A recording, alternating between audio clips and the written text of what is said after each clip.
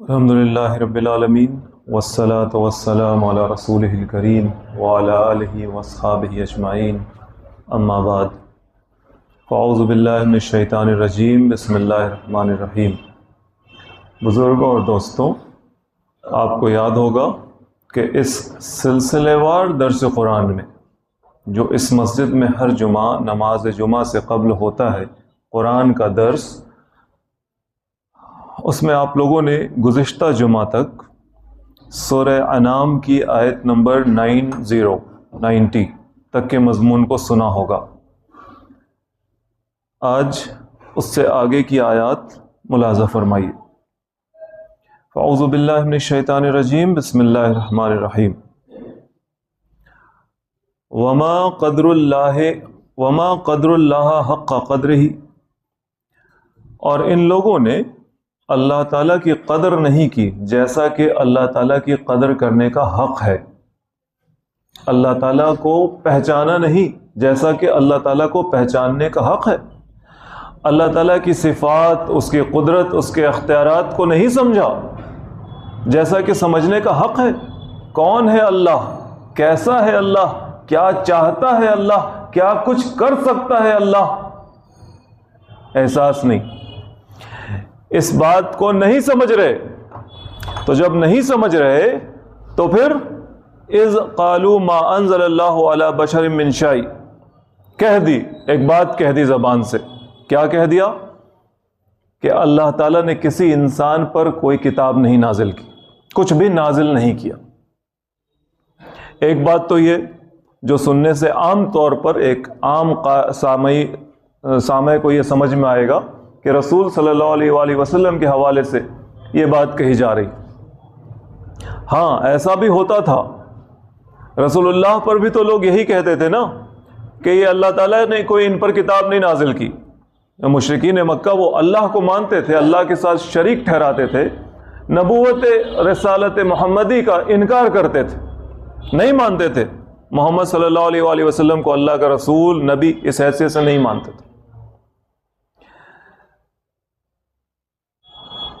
جب دعوت مکہ شہر سے باہر نکلی، عرب کے اور علاقوں میں بھی یہ بات پہنچی، وہاں یہودی حضرات بھی تھے، عیسائی حضرات بھی تھے۔ مکہ میں تو یہ لوگ نہ تھے، لیکن مدینہ کے اطراف میں یہودیوں کی بستیاں تھیں، اور ان کو تو بیر تھا، صدا کا بیر تھا کہ اللہ کا کوئی نبی ہمارے خاندان کے علاوہ کسی، یعنی بنی اسرائیل کے علاوہ کسی اور خاندان میں، کسی اور نسل میں نہیں آ سکتا۔ اب جب آ گیا، نشانیاں بھی وہ پوری دیکھ رہے ہیں اپنی کتابوں میں، محمد صلی اللہ علیہ وآلہ وسلم کے آخری نبی اور رسول ہونے کی نشانیاں بھی وہ دیکھ رہے ہیں، تو وہ تعصب، وہ بیر، وہ دشمنی انہیں اس بات پر آمادہ کرتی تھی کہ وہ رسول صلی اللہ علیہ وآلہ وسلم کا انکار کریں۔ حالانکہ بڑھ کر انہیں اختیار کرنا تھا کہ ہم جس کو مان رہے ہیں اس کا ایک آخری حصہ آ گیا، چلو قبول کرتے، لیکن وہی بڑھ چڑھ کر انکار کرنے والے بنے۔ اور مکہ کے مشرکین جو تھے، ان کے پاس کوئی نبی، اسماعیل علیہ السلام کے بعد کوئی نبی، کوئی کتاب نہیں، بہت سا وقت گزر گیا، انہیں اس بات کا احساس بھی نہیں تھا۔ لیکن جب یہ سنتے تھے کہ اللہ نبی بھیجتا ہے، فرشتہ آتا ہے، کتاب آتی ہے، تو ان چیزوں کا علم حاصل کرنے کے لیے، اس کی تصدیق کرنے کے لیے وہ یہودیوں کے پاس جاتے تھے کہ بھائی تمہارے ہاں بھی تو یہ سب سلسلہ ہے، بتاؤ ذرا، ہمارے شہر کا ایک شخص ہے، وہ اس بات کا دعویٰ کرتا ہے، اس کی بات کیسی ہے، صحیح ہے، غلط ہے۔ تو یہودیوں کو کیا کہنا چاہیے تھا؟ چاہیے تو تھا یہ کہ ہاں، اللہ نبیوں کے ذریعے انسانوں کی ہدایت کرتا ہے، کتاب کا نزول کرتا ہے، فرشتے آتے ہیں، یہ آخری نبی آئے ہیں، ان کی یہ نشانیاں پوری ہو رہی ہیں، مان لو، ہم بھی ماننے والے ہیں۔ لیکن دشمنی، خاندانی دشمنی، بنو اسحاق، یعنی اسحاق علیہ السلام کی اولاد میں کوئی آئے گا تو آئے گا، بنی اسرائیل میں کوئی آئے گا، نبی، آخری نبی آئے گا، آخری مسیح آئے گا، تو وہ آئے گا اسرائیل کی اولاد میں۔ یہ اسماعیل کی اولاد میں کیسے آ سکتا ہے؟ آ گیا ہے، وہ سچا ہے، لیکن ہم نہیں مانیں گے۔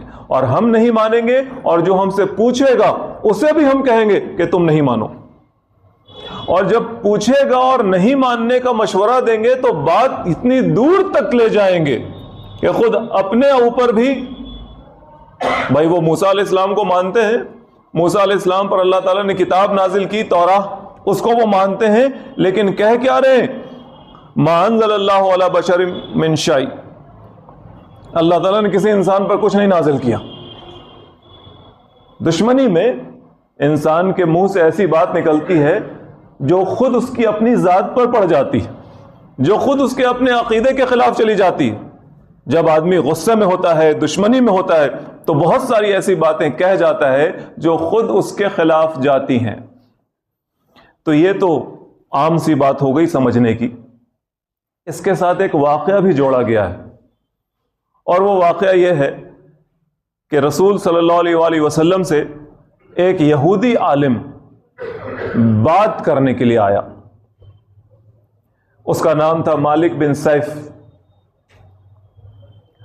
تو رسول صلی اللہ علیہ وآلہ وسلم نے اس سے کہا کہ میں تمہیں، یعنی پوری بات میں تو کیا بات ہوئی ہوگی، لیکن جو جملہ یہاں پہ ہے وہ یہ کہ میں تمہیں اس ذات کی قسم دیتا ہوں جس نے موسیٰ علیہ السلام پر کتاب نازل کی، کہ کیا تم نے اس کتاب میں یہ نہیں پایا کہ اللہ تعالی موٹے عالم کو ناپسند کرتا ہے؟ اور وہ خود بہت موٹا تھا۔ پرسنل بات ہو گئی نا، رسول اللہ صلی اللہ علیہ وآلہ وسلم کا یہ جملہ اس کے لیے پرسنل چوٹ ہو گیا۔ موٹا عالم، اور وہ موٹا ہے، اور رسول اللہ کہہ رہے ہیں کہ کیا تم نے اللہ کی کتاب میں جو موسیٰ پر نازل کی اس نے یہ نہیں پایا کہ اللہ تعالیٰ موٹے عالم کو ناپسند کرتا ہے؟ تو ظاہر سی بات ہے جب بات پرسنل ہو جاتی ہے تو آدمی بپھر جاتا ہے، اور بپھر جاتا ہے، غصے میں آ جاتا ہے، اسے کچھ نہیں سوچتا، وہ کہہ گیا ما انزل اللہ علی بشر من شیء، نہیں، اللہ نے کسی انسان پر کوئی کتاب کچھ نہیں نازل کیا۔ یعنی آپ کہہ رہے ہیں کہ موسیٰ پر اللہ نے کتاب نازل کی اور اس کتاب میں اللہ نے کہا کہ وہ موٹے عالم کو ناپسند کرتا ہے؟ نہیں، کچھ نہیں نازل کیا اللہ تعالیٰ نے۔ یہ بھی ایک بات اس آیت سے جڑی ہوئی رہی۔ تو اللہ تعالیٰ کہتے ہیں قل، کہیے آپ ان لوگوں سے، جواب دیجیے آپ، من انزل الکتاب الذی جاء بہ موسیٰ نورا وہدی للناس، بتاؤ پھر، تم تو کہہ رہے ہو کہ اللہ نے کوئی کتاب نہیں نازل کی کسی انسان پر، تو بتاؤ کہ پھر کس نے کتاب نازل کی؟ موسیٰ پر جو کتاب آئی ہے وہ کس نے نازل کی؟ وہ کتاب جو نورم و ہدم للناس، جو نور ہے، ہدایت ہے، یعنی خود اپنے آپ میں اللہ کی کتاب تو خود اپنے آپ میں نور ہوتی ہے، اور جو اس نور کے سائے میں چلتا ہے اس کے لیے ہدایت بن جاتی، اپنے آپ میں نور ہے، اپنے آپ میں چمک رہی ہے، اس کے روشنی کے تحت جو چل رہا ہے اس کے لیے وہ ہدایت بن گئی۔ تو بتاؤ کہ تم کہتے ہو ما انزل اللہ علی بشر من شیء، اللہ تعالیٰ نے کسی بشر پر، کسی انسان پر کچھ نہیں نازل کیا، تو بتاؤ، تم تو تورات کو مانتے ہو، اپنے آپ کو یہودی کہتے ہو، موسیٰ علیہ السلام کا امتی کہتے ہو، تو بتاؤ کہ موسیٰ علیہ السلام پر کس نے نازل کیا؟ جو تورات ہے، جو نور ہے، جو ہدایت ہے۔ اور پھر ساتھ ہی ساتھ اللہ تعالیٰ نے ان کا جو رویہ تھا اللہ کی کتاب کے ساتھ، تورات کے ساتھ، یہودیوں کا جو رویہ، اس پر بھی ریمارک کر دیا، تجعلونہ قراطیس، جس کو تم نے پارا پارا کر رکھا ہے، بانٹ دیا ہے، ایک ساتھ کبھی نہیں سامنے لاتے لوگوں کے تم۔ وجہ کیا ہے؟ تبدونہا وتخفون کثیرا، تم کچھ حصہ اس ظاہر کرتے ہو۔ اب جب پارے پارے میں بٹا ہوا ہے تو ایک حصہ آدمی پڑھے گا تو سمجھے گا کہ یہی ہے، دوسرا حصہ اس کو اگر نہیں دکھایا جائے گا تو سمجھ میں نہیں آئے گا، لگے گا کہ کتاب بس اتنی ہی سی ہے۔ تو تبدونہا، تم اس کو دکھاتے ہو جتنا دکھانا چاہتے ہو، جب سامنے مسئلہ آتا ہے، جب اللہ کی کتاب کھولنی ہوتی ہے تو تم اپنے پسند کے حساب سے تبدونہا اس کو کھول کر لوگوں کو دکھاتے ہو، اور جب بات تمہارے اپنے خلاف جاتی ہے تخفونہا کثیرا، تو اس کا ایک بڑا حصہ تم چھپا لیتے ہو۔ یہ تو ہم سب جانتے ہیں کہ اللہ کی کتاب، قرآن سے پہلے اللہ کی کتابوں کے ساتھ ان کے ماننے والوں نے تحریف کا رویہ اختیار کیا، یعنی اس کو بدل دیا، اس میں سے الفاظ نکال دیے، جملہ تبدیل کر دیا، معنی تبدیل کر دیا، معنوی تحریف بھی کی کہ نہیں اس کا مطلب یہ ہے، غلط معنی بھی بتایا، اور ساتھ ہی ساتھ جملہ بھی بدل دیا، کہیں پر کوئی لفظ ہٹا دیا، کسی لفظ کا غلط تلفظ کر دیا تاکہ کچھ اور معنی نکل جائے جو وہ خود چاہتے. یعنی انسان اپنے مفاد پر چوٹ نہ پڑے، میرے فائدے پہ نقصان نہ ہو، اس کے لیے اس نے ان لوگوں نے اللہ کی کتاب کو بدل دیا. الحمدللہ آج تک قرآن محفوظ ہے، اسی لیے سب کے جو بھی غلط کار ہے اس کے مفاد پر قرآن کے الفاظ چوٹ لگاتے رہتے ہیں. غلط آدمی جب اس قرآن کو سنتا اور پڑھتا ہے تو اسے لگتا ہے میرے خلاف بات جا رہی ہے. جو کچھ جیسے بھی وہ غلط کر رہا ہوتا ہے سننے والے کو لگتا ہے میرے خلاف جا رہی ہے، کیونکہ ابھی تک کوئی بدل نہیں پایا نا، اور نہ بدل پائے گا. اگر بدلنا ہوتا تو ایسے تمام کے تمام لوگ جو اس قرآن کو پڑھتے اور انہیں لگتا ہے کہ میرے خلاف جا رہی ہے بات، وہ اس کو بدلنے کی کوشش کرتے، بدلوانے کی کوشش کرتے. جو لوگ بھی اس کے ذمہ دار ہوتے ان سے بدلوا دیتے. پیسے پہ کیا نہیں ہوتا. وَعُلِّمْتُمْ مَا لَمْ تَعْلَمُوا أَنْتُمْ وَلَا آبَاؤُكُمْ، اللہ تعالیٰ نے اس کتاب کے ذریعے تم کو تعلیم دی. مَا لَمْ تَعْلَمُوا، انتم جو تم نہیں جانتے تھے، وَلَا آبَاؤُكُمْ، اور نہ تمہارے باپ دادا جانتے تھے. اللہ تعالیٰ کی طرف سے جو انفارمیشن آتا ہے، اللہ تعالیٰ کی طرف سے جو علم حاصل ہوتا ہے انسان کو، ظاہر ہے انسان وہ چیز نہیں جانتا، وہ کتاب وحی کے ذریعے جو علم حاصل ہوتا ہے وہ علم انسان کو عام طور پر نہیں معلوم ہوتا. انسان اپنے عقل کے گھوڑے دوڑاتا ہے، لیکن وحی کے ذریعے جو علم حاصل ہوتا ہے اس علم کا مقابلہ انسانی عقلی گھوڑے دوڑا کر جو علم حاصل کیا جائے اس کے مقابلے میں کچھ نہیں ہوتا. بڑے سے بڑے افلاطون اور بقراط کی بات قرآن کے سامنے کوئی حیثیت نہیں رکھتی، اللہ کی کتاب کے سامنے کوئی حیثیت نہیں رکھتی. صرف عقیدت میں یہ بات نہیں کہی جا رہی، بلکہ علمی طور پر اگر موازنہ کیا جائے تو بھی ان کی کوئی حیثیت نہیں ہوتی. قرآن آج اپنے پورے چیلنج کے ساتھ دنیا میں موجود ہے. قل اللہ، کہو کہ ان سب چیزوں کو اللہ نے کیا. یعنی جو پوچھا تھا سوال کہ من انزل الکتاب، کس نے کتاب نازل کی، تو اس کا جواب یہ ہے کہ اللہ نے کتاب نازل کی. ثم ذرہم فی خوضہم یلعبون، اے محمد صلی اللہ علیہ وآلہ وسلم ان کو ان کی بیکار اور فالتو کی بحث میں الجھے ہوئے چھوڑ دیجئے، یہ اسی کھیل تماشے میں لگے رہیں. جو آدمی عقلی دلیل سمجھ بوجھ کی بات قبول نہیں کرتا اس سے بیکار کی بحث کیا کی جائے، کیا سمجھایا جائے اس کو. لہذا ذرہم، چھوڑ دیجئے ان کو، ایسے لوگوں کو چھوڑ دیجئے. پکڑیے اس کتاب کو. وَهَذَا كِتَابٌ أَنزَلْنَاهُ مُبَارَكٌ مُصَدِّقُ الَّذِي بَيْنَ يَدَيْهِ وَلِتُنذِرَ أُمَّ الْقُرَىٰ وَمَنْ حَوْلَهَا. یہ کتاب ہے، ھذا کتاب، یہ کتاب ہے، انزلناہ مبارکن، جو برکت کے ساتھ نازل کی گئی ہے، مصدق الذی بین یدیہ، جو اس سے پہلے کتابیں آئیں ان تمام کتابوں کی تصدیق کرتی ہے. قرآن تو کہتا ہے کہ ہاں اللہ تعالیٰ نے تورات نازل کی تھی، قرآن کہتا ہے کہ ہاں اللہ تعالیٰ نے انجیل نازل کی تھی. کہاں قرآن یہ کہتا ہے کہ نہیں تورات غلط تھی، انجیل غلط تھی، صحیح تھی، وہ اللہ کی کتابیں تھیں، لیکن ان کے ماننے والوں نے ان کتابوں کے ساتھ تحریف کا رویہ اختیار کیا، ان کو بدلنے کی کوشش کی. لہٰذا اللہ تعالیٰ نے اپنے آخری نبی پر اس کتاب کو نازل کیا جو اپنے اصل شکل میں موجود ہے اور تصدیق کرتی ہے اپنے سے پہلے کتابوں کی.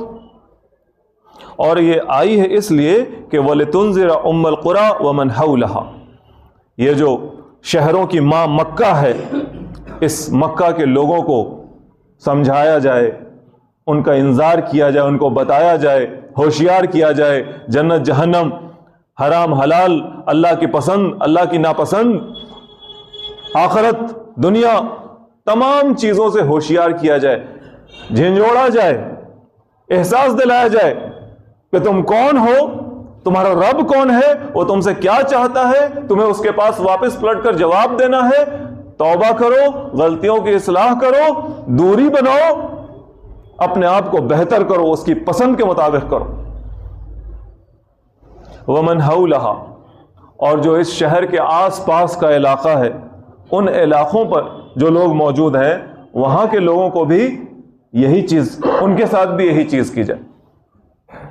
اب جب یہ آیت آئی تو لوگوں نے کہا کہ بھائی رسول صلی اللہ علیہ وآلہ وسلم تو صرف مکہ کے لیے آئے ہیں، دیکھیے اللہ تعالیٰ کہہ رہا ہے کہ مکہ میں جا کر کے انذار کیجئے، ومن حولہا، اور جو تھوڑا سا آس پاس کا علاقہ ہے وہاں پر کے لیے۔ باقی پوری دنیا کا معاملہ کہاں ہے؟ تو قرآن میں صرف یہی بات تو نہیں آئی ہے، قرآن میں اللہ تعالیٰ یہ بھی تو کہہ رہا ہے تبارک الذی نزل الفرقان علی عبدہ لیکون للعالمین نذیرا۔ بڑی بابرکت ہے وہ ذات جس نے اپنے بندے پر اس فرقان کو، یعنی اس قرآن کو نازل کیا، لیکون للعالمین نذیرا، تاکہ پورے عالم کے لوگوں کو انذار کرے، پورے عالم کے لوگوں کو جھنجھوڑے، بتائے، غفلت سے جگائے، سمجھائے، یاد دلائے، دنیا اور آخرت کی بات بتائے، صحیح اور غلط کی بات بتائے، ضمیر کی بات، ضمیر کو جگائے، اٹھاؤ، سوچو، اپنے بارے میں غور کرو، جواب دہی کا احساس پیدا کرائے۔ تو یہ پوری دنیا کے لیے ہے، پورے عالم کے لیے ہے، صرف مکہ اور مکہ کے اطراف کے لوگوں کے لیے نہیں۔ یہ تو ایک خاص وقت کے لیے ایک بات کہی گئی تھی۔ والذین یؤمنون بالآخرۃ یؤمنون بہ، جن لوگوں کے اندر آخرت کا احساس ہوگا، یعنی جو اپنی عقل کو مارے ہوئے نہیں ہیں، جنہیں لگتا ہے کہ کچھ کرے تو اس کا نتیجہ بھی تو نکلنا چاہیے، یہ نتیجہ ہمیشہ دنیا ہی میں نکل جائے کوئی ضروری نہیں ہے۔ اس دنیا میں تمام کی تمام کوششوں کا نتیجہ نکلتا ہے کیا؟ نہیں۔ کوئی آدمی یہاں بہت برا کرتا ہے لیکن اس کے برائی کا نتیجہ کوئی ضروری نہیں ہے کہ اسے یہاں مل جائے۔ کوئی آدمی اس دنیا میں بہت اچھائی کرتا ہے لیکن کوئی ضروری نہیں ہے کہ اسے اس کی اچھائی کا نتیجہ اس دنیا میں مل جائے۔ تو عقل رکھنے والے سوچتے تو ہیں کہ پھر یہ کیسی زندگی ہے، کیوں ہم اچھے ہیں؟ برا کرنے والا ہی پھل پھول رہا، غلط کرنے والا ہی نام کما رہا، ہم اچھے کیوں بنے؟ لیکن وہ اگر اچھا ہے تو چاہ کر بھی برا نہیں بن پاتا، اور جو برا ہے وہ اینٹتا رہے گا کہ ہم کچھ بھی کر لیں میرا کوئی بگاڑ نہیں سکتا، دیکھو ہم نے دنیا اپنے ہاتھ میں کر لی، سب کچھ لوٹ کھسوٹ لیا، سب کو اپنے آگے جھکا لیا، کہاں کوئی ہے جو مجھے روکے، مجھے تھامے، کوئی مجھ سے سوال کرے؟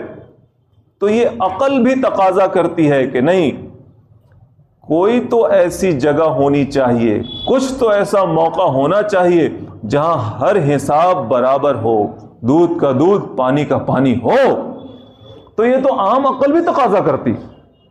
تو جس عام عقل میں یہ بات ہوگی، اس کے سامنے جب محمد صلی اللہ علیہ وآلہ وسلم کی دعوت پہنچے گی، جو توحید کی دعوت ہے، جو رسالت کی دعوت ہے، جو معاد کی، آخرت کی دعوت ہے کہ ایک مرنے کے بعد زندگی ہے، ختم نہیں ہونا، حساب و کتاب ہے، تو جب اس کے سامنے یہ دعوت پہنچے گی تو وہ آدمی جو پہلے سے ان چیزوں کو سمجھتا ہے، وہ عورت جو پہلے سے ان چیزوں کو سمجھتی، وہ لپک کر اس دعوت کو قبول کریں گے۔ یہی بات کہی نا اللہ تعالیٰ نے، والذین یؤمنون بالآخرۃ، جو لوگ یقین رکھتے ہیں کہ اس دنیا میں سب کچھ نہیں ہے بلکہ اس دنیا کے بعد بھی کچھ ہے، یؤمنون بہ، وہ اس کتاب پر، یہ مبارک جو کتاب ہے اس پر یقین کریں گے، اس پر ایمان لائیں گے، اور جب اس پر ایمان لائیں گے اور یقین کریں گے، یہ بہت خاص آیت ہے، اسی آیت سے فیصلہ ہو جاتا ہے، یہ فیصلے کی آیت ہے۔ جو لوگ ایمان رکھتے ہیں، آخرت پہ ایمان رکھتے ہیں، قرآن پہ ایمان رکھتے ہیں، وَهُمْ عَلَىٰ صَلَاتِهِمْ يُحَافِظُونَ، وہ اپنی نمازوں کی محافظت کریں گے۔ اسی آیت سے سارا فتویٰ نکالا جاتا ہے کہ جو نماز نہیں پڑھتا وہ مسلمان ہے یا نہیں مسلمان۔ رسول اللہ صلی اللہ علیہ وآلہ وسلم کی احادیث، قصداً جس نے نماز ترک کی اس نے کفر کیا۔ مسلمان ایک بندے اور کفر اور شرک کے درمیان صرف نماز کا ترک کرنا ہے، اس طرح کی جتنی باتیں ہیں، علماء کا ایک بڑا طبقہ اس آیت پر وہ بات کرتا ہے اور کہتا ہے کہ ایک بڑا طبقہ کہتا ہے کہ ایسے شخص وہ مرتد ہو گیا، اسے قتل کر دینا چاہیے۔ ایک طبقہ کہتا ہے کہ اسے جیل میں ڈالو جب تک کہ وہ نماز نہ پڑھنے لگے، اور کوئی یہ نہیں کہتا کہ اچھا چھوڑ دو، وہ مسلمان بھی ہے اور سڑک پر اور میدان میں اور گھر میں گھومنے پھرنے بھی دو، اور اس کی دعوت بھی قبول کرو، اور اس کے ساتھ گھومو پھرو بھی، کھاؤ پیو بھی، اور اسے مسلمان مانو بھی۔ کوئی یہ نہیں کہتا، کوئی نہیں کہتا۔ کتنی خطرناک آیت ہے۔ اوپر سے سن رہے نا آپ، قرآن سے، آخرت سے تعلق رکھنے والا انسان جو اس پر ایمان رکھتا ہے، وَهُمْ عَلَىٰ صَلَاتِهِمْ يُحَافِظُونَ، وہ اپنی نمازوں کی محافظت کرے گا، نماز قائم کرے گا، محافظت کرے گا، وقت پر، صحیح وقت پر ادا کرے گا، چھوڑے گا نہیں، صحیح طریقے سے ادا کرے گا، جیسے تیسے نہیں کرے گا، اللہ کے سامنے حاضر ہو۔ That is an appointment with your lord, وہ اپوائنٹمنٹ ہے اللہ کے ساتھ، اس کی تیاری کرے گا، کپڑے کو درست رکھے گا، پاک صاف رہنے کی کوشش کرے گا، جگہ صاف رکھے گا۔ یہ سب کیوں کہا گیا ہے؟ کیونکہ یہ اللہ تعالیٰ کے ساتھ اپوائنٹمنٹ ہے نا۔ ایک چھوٹے موٹے صاحب بابو کے ساتھ اپوائنٹمنٹ ہوتا ہے تو آدمی اس جاڑے میں کوٹ کا انتظام کرتا ہے، ٹائی لگاتا ہے، جوتے پہ پالش کرتا ہے۔ بابو کے ساتھ اپوائنٹمنٹ سارے جہان کے رب کہ وما قدر اللہ حق قدرہ، جس نے خود کہا کہ اللہ تعالیٰ کی قدر نہیں کی لوگوں نے جیسا کہ قدر کرنے کا حق تھا، اس کے ساتھ اپوائنٹمنٹ ہوتا ہے نماز میں۔ لہذا اس کی محافظت کرنا کتنا ضروری، بن ٹھن کے آنا، وقت پہ آنا، پورے طور پہ آنا، صحیح سے کھڑا ہونا، صحیح سے رکوع کرنا، صحیح سے سجدہ کرنا، صحیح سے نماز کو ختم کرنا۔ ہاں، اور اب تو یہ بھی کہنا پڑے گا کہ صف میں صحیح سے کھڑا ہونا، بدن پہ خوشبو لگانا، کپڑا صاف رکھنا، منہ پھاڑ کر جمائی نہیں لینا، آواز روکنے کی کوشش کرنا، اب تو ہر بات سکھانی پڑتی ہے۔ اب تو آدمی اتنا نیچے چلا گیا کہ اس کو یہ بھی سکھانا پڑتا ہے کہ جب چھینک آئے تو منہ پر ہاتھ رکھو۔ یہ کورونا میں سیکھا تھا لوگوں نے، ایک بار محمد صلی اللہ علیہ وسلم نے سکھایا، پھر کورونا میں سکھایا گیا، پھر لوگ بھول گئے۔ چھینک آئے تو منہ پر ہاتھ بھی رکھنا، رومال رکھنا، پاکٹ میں کم سے کم ہینکی رکھنا، تاکہ ایسے وقت پر نکال کے آدمی طریقے سے اللہ تعالیٰ کے سامنے کھڑا ہو سکے۔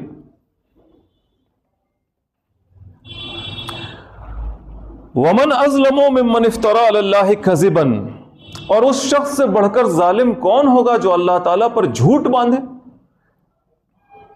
یہ کہے کہ اللہ تعالیٰ نے مجھ پر وحی کی ہے، میں اللہ کا نبی ہوں، اللہ مجھ سے کلام کرتا ہے۔ اس سے بڑا ظالم کون ہوگا جو ایسی بات کہے؟ تم لوگ کیا الزام لگاتے ہو؟ محمد صلی اللہ علیہ وآلہ وسلم پر الزام لگاتے ہو؟ ان کو دیکھتے نہیں؟ بچپن سے ان کو دیکھا نہیں؟ یہ ایسے ہیں؟ تم اپنے گریبان میں جھانک کر دیکھو۔ او قال، یا پھر کوئی ایسا ہے جو کہے اوحی الی ولم یوحى الیہ شیء، کہ مجھ پر وحی کی گئی ہے حالانکہ اس پر کوئی چیز وحی نہیں کی گئی تھی۔ ومن قال، اور کوئی ہے ایسا جو یہ کہے کہ سأنزل مثل ما انزل اللہ، اللہ جیسا نازل کرتا ہے میں بھی ویسا نازل کر سکتا ہوں۔ تمام طرح کے لوگ جو اس بات کے دعوے دار ہو سکتے ہیں کہ اللہ تعالیٰ مجھ سے کلام کرتا ہے، مجھ پر اللہ کی وحی آتی ہے، کوئی یہ کہے کہ میں نبی ہوں، کوئی یہ کہے کہ میں مہدی ہوں، اللہ نے مجھے یہ حکم دیا، جبکہ وہ قرآن میں نہ ہو، دین و شریعت میں نہ ہو، اور وہ کوئی نئی بات نکال کر کہے کہ اللہ نے مجھ سے ڈائریکٹ کہا ہے، اس سے بڑا ظالم کون ہوگا؟ رسول صلی اللہ علیہ وآلہ وسلم کے زمانے میں کتابت وحی کی کتابت بھی کی جاتی تھی، قرآن نازل ہو رہا ہے، کچھ لوگ جو لکھنا پڑھنا جانتے تھے گنتی کے، ان سے رسول اللہ لکھواتے بھی تھے۔ اس میں ایک شخص تھا عبداللہ بن سعد بن ابی سرح۔ جب یہ قرآن لکھ رہا ہے تو کتنا بڑا کام کر رہا ہے، اللہ تعالیٰ قرآن نازل کر رہا اپنے نبی پر، نبی اس آدمی کے ذریعے، اور بھی لوگ تھے، اس آدمی کے ذریعے قرآن لکھوا رہے ہیں، لکھو اللہ نے یہ کہا، یہ کہا، یہ کہا۔ اس آدمی کے کچھ واقعات کی وجہ سے دل میں شک پیدا ہو گیا کہ یہ تو رسول صلی اللہ علیہ وآلہ وسلم اپنے من سے لکھواتے ہیں، اور جو ان کے من میں آتا ہے وہ میرے من میں بھی تو کبھی کبھی آ جاتا ہے۔ لکھتے لکھتے آدمی کے ذہن میں وہ بات آتی ہے، جیسے علیمن تو حکیم آ جائے گا، خبیر آ جائے گا، رحمان کے بعد رحیم ذہن میں آ جائے گا۔ تو اس کے ذہن میں ایسی باتیں آنے لگی، تو کچھ ایک واقعات کی بنا پر اس نے کہا لوگوں کے درمیان کہ یہ تو اپنے من سے لکھواتے ہیں، یہ سچے نبی نہیں ہیں، اور ایسی بات تو ہم بھی لکھ سکتے ہیں۔ اور وہ اسلام سے باہر چلا گیا، چھوڑ دیا اس نے اسلام۔ بعد کی زندگی میں پھر سے وہ مسلمان ہوا اور مسلمان کی حیثیت سے مرا۔ تو بہرحال ایسے لوگ بھی تھے، اور ایسے لوگ بھی تھے رسول صلی اللہ علیہ وآلہ وسلم کے زمانے میں ہی جو اس بات کے دعوے دار ہو گئے کہ وہ بھی نبی ہیں، اللہ ان سے کلام کرتا ہے، اللہ ان پر وحی نازل کرتا ہے۔ ایک تو بہت مشہور نام ہے مسلمہ کا، یمامہ قبیلے کا جو سردار قسم کا آدمی تھا مسلمہ، جس نے رسول اللہ کو خط بھی لکھا تھا کہ محمد رسول اللہ کو مسلمہ رسول اللہ کی طرف سے، استغفر اللہ۔ تو رسول اللہ نے جب اس خط لکھا تھا کہ اللہ تعالیٰ نے مجھے نبوت میں برابر کا حصہ دار بنایا ہے، آپ کو یہ علاقہ دیا ہے دنیا کا اور آدھا علاقہ مجھے دیا ہے۔ دعویٰ تھا نا کہ اللہ نے مجھ پر وحی نازل کی۔ رسول اللہ نے اس کو جواب میں لکھا محمد رسول اللہ کی طرف سے مسلمہ کذاب کے نام، یہیں سے اس کا نام پڑا مسلمہ کذاب، جھوٹا، the liar۔ تو ایسے لوگ بھی تھے۔ ایسی ایک عورت بھی تھی اسی زمانے میں، اس کا نام تھا سجاہ بن حارث، اس کو بھی شوق چڑھا، اس نے بھی نبوت کا دعویٰ کر دیا بھائی، اس نے بھی کہا کہ اللہ تعالیٰ نے مجھ سے کلام کیا ہے، اللہ تعالیٰ مجھ سے بات کرتا ہے، مجھ پر وحی نازل کرتا ہے۔ اس کے بھی ماننے والے لوگ ہو گئے، اس نے بھی کچھ علاقہ فتح کر لیا اور مسلمہ سے دوستی کر لی، اور دوستی بس دوستی تک نہیں ٹکی، شادی بھی ہو گئی دونوں کی۔ اور یہ بھی مزیدار بات ہے کہ شادی میں اس نے مہر کے طور پہ، نماز روزہ کرتے تھے وہ لوگ، مہر کے طور پہ اس نے کہا کہ آپ، ہماری امت اور آپ کی امت اب دو امت ہو گئی، ایسا کیجئے کہ جو دو لمبی نماز ہے عشاء اور فجر، مہر میں معاف کر دیجیے۔ تو مسلمہ جھوٹا نبوت کا دعوے دار اپنی اور اس کی جو امت تھی جس کو وہ کہتا تھا کہ یہی اصلی امت ہے، عشاء اور فجر کی نماز معاف، اب صرف 3 وقت پڑھنا ہے، ظہر، عصر، مغرب۔ تو جو اس کے امتی ہیں ان کے لیے عشاء اور فجر معاف ہے، حالانکہ اس کی امت چلی نہیں، لیکن اس کی امت کی یہ عادت رہ گئی، عادت تو رہ گئی۔ ایک اور شخص تھا طلیحہ بن خویلد، جفاکار آدمی، لڑنے بھیڑنے والا، کمانڈر ٹائپ کا، اس کے بھی دماغ میں شیطان نے پھونک ماری، اس نے بھی اعلان کیا کہ ہاں اللہ تعالیٰ مجھ سے بھی کلام کرتا ہے، مجھ پر بھی وہی نازل ہوتی ہے، میں بھی اللہ کا نبی ہوں۔ اور لڑنے بڑنے والا آدمی تھا، علاقے پہ علاقے اس نے فتح کر لیے، ماننے والے لوگ ہو گئے، لیکن پھر اس کو بھی شکست ہوئی اور وہ مسلمان بن گیا، اس نے توبہ کر لی۔ اور سجاہ، مسلمہ کذاب کے مرنے کے بعد یہ سجاہ جو تھی اس نے بھی توبہ کی، تو یہ سجاہ اور طلیحہ بن خویلد یہ مسلمان کی حیثیت سے پھر بعد میں زندہ رہے اور مرے مسلمان کی حیثیت سے۔ ایک شعبدہ باز تھا اسی زمانے میں، اس نے ایک گدھے کو سکھایا تھا، جیسے کتے کو سکھایا جاتا ہے، ٹامی سٹ ٹامی اپ والی بات ہے، ویسے اس نے ایک گدھے کو سکھا رکھا تھا کہ جب وہ اشارہ کرتا تھا تو گدھا اس کے سامنے جھک جاتا تھا۔ اب وہ دنیا کو دکھاتا تھا کہ دیکھو گدھا مجھے سجدہ کر رہا ہے اور اللہ مجھ سے کلام کرتا ہے، جانور میرے آگے جھکتے ہیں، میں اللہ کا نبی ہوں۔ اس نے بھی نبوت کا اعلان کیا، سب نے نبوت کا اس بنیاد پہ اعلان کیا کہ اللہ اس سے کلام کرتا ہے، اللہ کی وحی نازل ہوتی۔ یہ مارا گیا، یہ اسی کفر کی حالت میں مارا گیا۔ عرب سے نکلیے، یہ سب تو عرب میں ہوا، ذرا ادھر آئیے اپنے علاقے میں۔ یہاں ایک تھے سید احمد جونپوری صاحب، گجرات کے، گجرات سمجھ رہے نا گجرات کیا کر دے گا، تو گجرات کے صاحب تھے، 1500 عیسوی کی بات ہے، ان کو دماغ میں چڑھا کہ اللہ ان سے کلام کرتا ہے، انہوں نے مکہ میں جا کے اعلان کر دیا، بالکل ساری شرط پوری کر کے کہ ہم مہدی ہیں، اللہ نے مجھ سے اعلان کیا جو مجھے نہیں مانے گا وہ مومن نہیں ہے۔ پھر وہاں سے نکل کے آئے گجرات، احمد آباد میں اعلان کیا، احمد آباد کے بعد دوسرے علاقے میں گجرات کے، وہاں جا کے اعلان کیا کہ میں اللہ سے کلام کرتا ہوں، اللہ نے مجھے ڈپیوٹ کیا ہے، مہدی بنا دیا ہے، جو مجھے نہیں مانے گا وہ مومن نہیں۔ تھوڑا زمانہ اور نیچے آئیے، ایک تو بہت مشہور جیسے مسلمہ کذاب مشہور ہے، ویسے مرزا غلام احمد قادیانی مشہور ہے۔ 1900 کے آس پاس، 1800 کچھ میں پیدا ہوا، 1906-7 میں انتقال ہوا۔ یہ شخص بڑا پڑھا لکھا آدمی تھا، اس نے بھی اسی وقت 4 لاکھ لوگوں کو اپنے پیچھے لگا لیا تھا۔ ایک بارگی ایسا نہیں ہوا، پہلے تو اسلام کی خدمت کی، عیسائیوں سے اور ہندوؤں سے مناظرہ کیا، لوگوں کو اپنی طرف کیا، اور پھر دھیمے دھیمے یہ بھی وقت آیا کہ جب یہ کہنے لگا کہ اللہ تعالیٰ مجھ سے کلام کرتا ہے، اللہ کی وحی مجھ پر نازل ہوتی ہے۔ ایک بار بقرعید کی نماز پڑھا رہا تھا یہ، اور جمعہ میں بقرعید کی نماز کا خطبہ دینا اس نے شروع کیا، اور خطبہ گھنٹوں دے دیا اور عربی میں دے دیا۔ اب سوچئے کیا ہوگا، عربی میں تقریر کر دیا۔ بھائی پہلے ہی سے لوگ معتقد تھے روحانیت کی وجہ سے، اور اب معتقد ہو گئے علمی شیخی بگاڑ دی نا، عربی میں تقریر کر دی، اس سے بڑا اب کیا ہو سکتا ہے، اور گھنٹوں کر دی۔ اور اس وقت اس کی آواز وغیرہ بھی کچھ بدل گئی تھی، لوگ ماننے والے اور اس نے خود بھی، ہاں سب اللہ کلام کر رہا تھا، اوپر سے سب آ رہا تھا، اللہ کلام کر رہا تھا۔ آج یہ بڑا طبقہ موجود ہے اس کا۔ اس کے بعد تھوڑا اور زمانہ آگے بڑھیے، ایک صاحب جن کا نام ہے ریاض احمد گوہر شاہی، یہ پڑوس والے ملک میں، ان کے دماغ میں چڑھا کہ اللہ تعالیٰ مجھ سے کلام کرتا ہے، اللہ تعالیٰ مجھ سے بات کرتا ہے، اور اللہ تعالیٰ نے مجھے کہا ہے کہ 2026 میں دنیا ختم ہو جائے گی، اور چاند پر دیکھو میری تصویر ہے، سورج پر دیکھو میری تصویر ہے، اور حجر اسود میں جا کے دیکھو خانہ کعبہ میں میری تصویر ہے۔ یہ صاحب تھے۔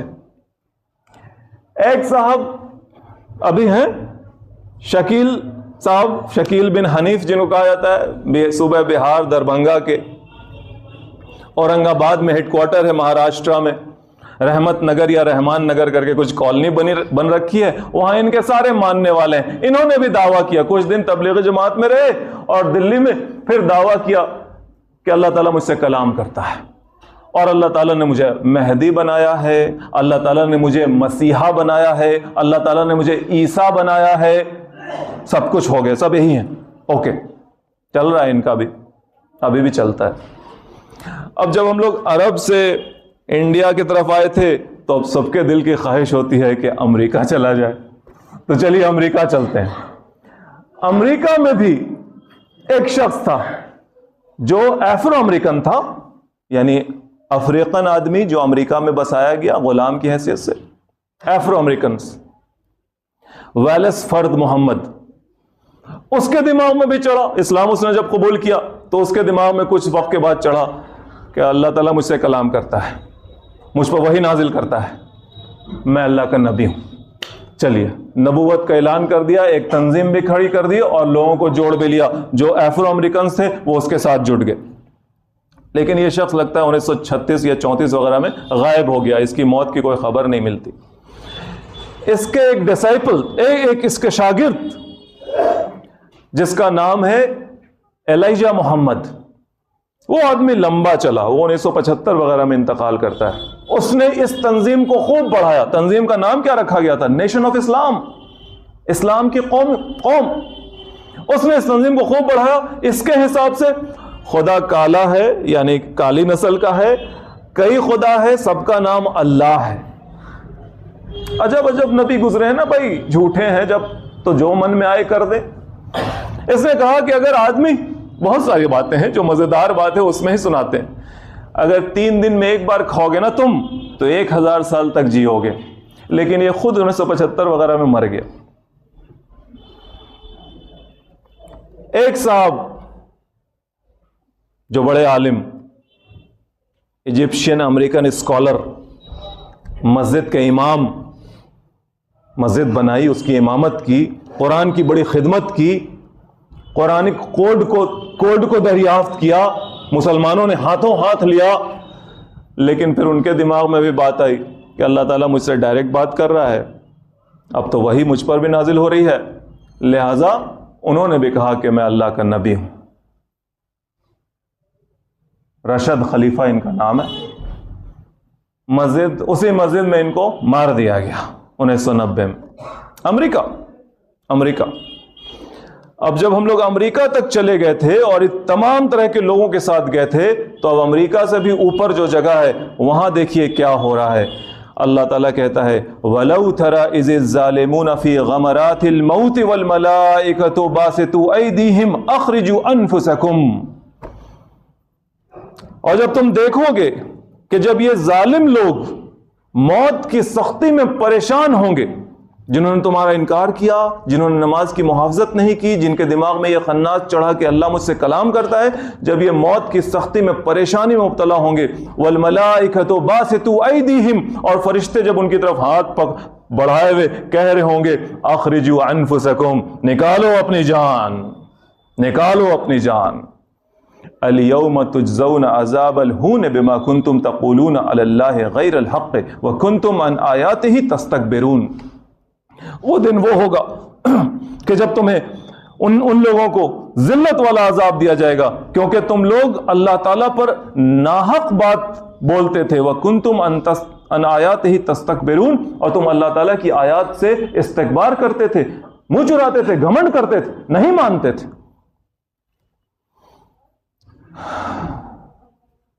وَلَقَدْ جِئْتُمُنَا فُرَادَا كَمَا خَلَقْنَاكُمْ أَوَّلَ مَرَّةٍ، اللہ تعالیٰ کہے گا تم آ گئے نا ہمارے پاس اکیلے، فرادا آ گئے نا تم ہمارے پاس اکیلے، کما خلقناکم اول مرہ، جیسے تم کو پہلی بار اکیلا پیدا کیا تھا۔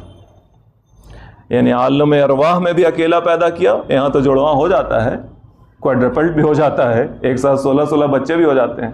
عالم ارواح میں جیسے تم کو اکیلا پیدا کیا تھا پہلی بار، ویسے ہی تم آ گئے نا آج پھر ہمارے سامنے۔